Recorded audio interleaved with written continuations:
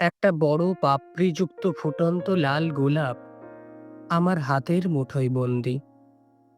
সেটার কণ্টকগুলো নিজ হাতে কেটেছি, যাতে বিধের যন্ত্রণা অনুভূত না হয়। তার হাত যে অতি কোমল, আর আবেগপূর্ণ অনুভবে লেখা ভালোবাসার পত্রখানি ভাসিয়ে দেব তার হৃদয় নদীর জলে।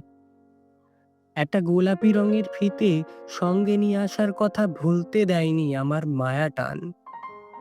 গোলাপি রং যে তার খুব প্রিয়।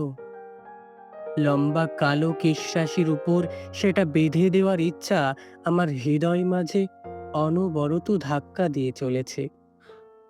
মনোদৃষ্টিতে দেখছি তার গোছা চুলের উপর ফিতেটা দারুণভাবে শোভা পাচ্ছে।